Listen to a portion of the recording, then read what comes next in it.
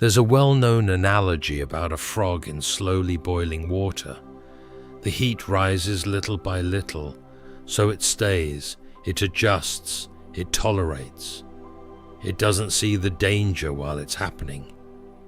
For some people, life unfolds in a similar way, not through one major mistake, but through small, repeated compromises, choosing what's expected over what feels right, pushing things aside to keep things stable, telling themselves they'll figure it out later. Nothing feels urgent in the moment, but over time, it adds up. Until one day, they stop and realize they're not where they thought they would be. Many people reach this point and ask themselves a difficult question. Why do I feel behind? And it seems like everyone else has already figured things out. Careers are established, relationships are stable. Life appears to be moving forward for others, and while society tends to treat this as a personal shortcoming, there are cases where the delay has very little to do with ability. In many situations, it can be traced back to the environment a person grew up in, especially in toxic or dysfunctional families. Not because everything was obviously wrong from the beginning, but because the environment slowly shaped decisions, priorities, and identity over time. Instead of exploring who they are, they may spend years adapting to what is expected. Instead of moving with clarity, they move with caution. Instead of building freely, they adjust constantly. And those adjustments, while they may have helped maintain stability at the time, often come at a cost. That cost is direction. That cost is time. That cost is alignment. So while others are building externally, they are still trying to stabilize internally. This is one of the main reasons late blooming happens. Not because the person lacks ability, but because their development was delayed by misalignment. Psychological thinkers like Carl Jung describe this process as a movement toward individuation, the process of becoming who you actually are rather than who you were shaped to be. For some people, that process begins early. For others, it begins much later, often when they finally step back and begin questioning the environment they adapted to for so long. And that moment is where things start to change. Because once awareness begins, tolerance starts to decrease. What once felt normal begins to feel draining. What once felt necessary begins to feel restrictive. And slowly, the person begins to create distance, not always dramatically. Sometimes it begins internally. They stop over-explaining themselves. They stop seeking constant approval. They stop reacting to every situation. They begin to detach emotionally. And over time, that internal shift often leads to external change. Less access, less engagement, less involvement in environments that continue to pull them away from themselves. For some, that means setting boundaries. For others, it means reducing contact. And in some cases, it means stepping away completely. Not out of anger, but out of clarity. Because they begin to understand something important. They cannot build a life that reflects who they are while remaining deeply connected to environments that consistently require them to be someone else. And once that separation begins, something else begins to take its place. Space. Space to think. Space to reflect.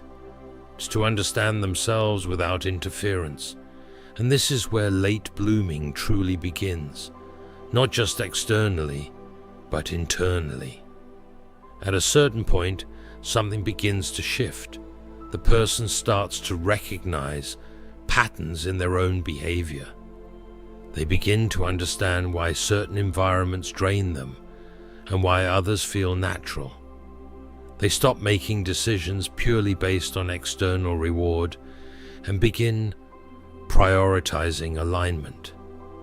This can look very different from what society expects. They may turn down opportunities that look impressive on paper, but come at the cost of their peace. They may choose balance over status, not because they lack ambition, but because they understand the cost of living in constant misalignment. Their decisions become more intentional. They no longer tolerate environments that consistently drain them. They become less reactive to toxic behavior. They don't feel the need to argue, prove themselves, or win every interaction. They don't chase validation. They don't perform for approval.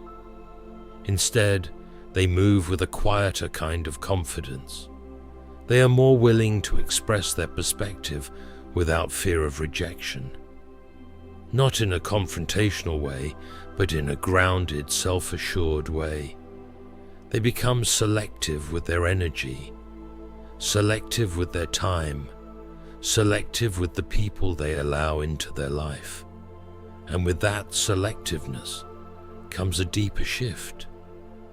Because late blooming is not only about catching up externally, it is also about redefining what progress actually means.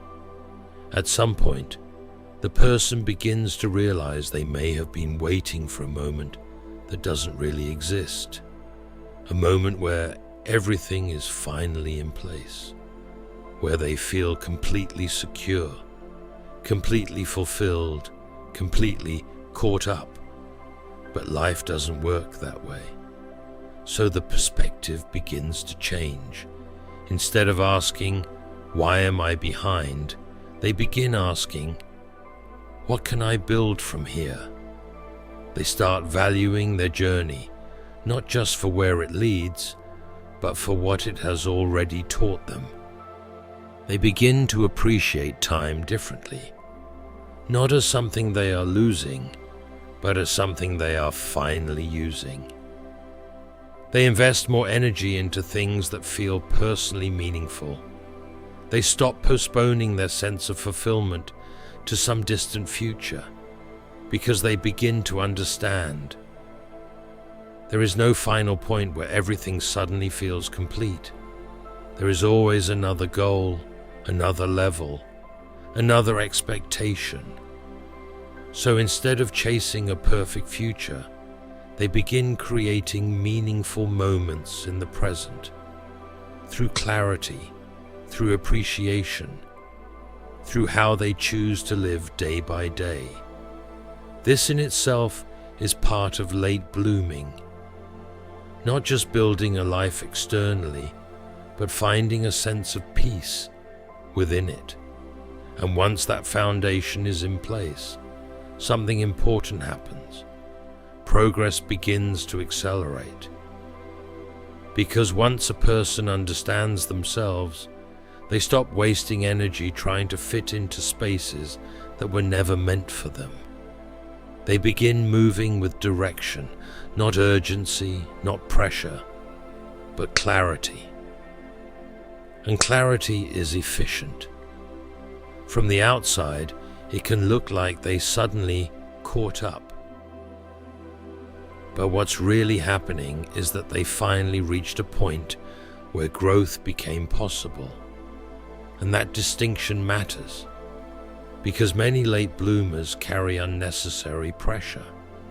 They compare their timeline to others, without considering the difference in starting conditions. Some people spend their early years building. Others spend those same years adapting. But once adaptation is no longer needed, development begins.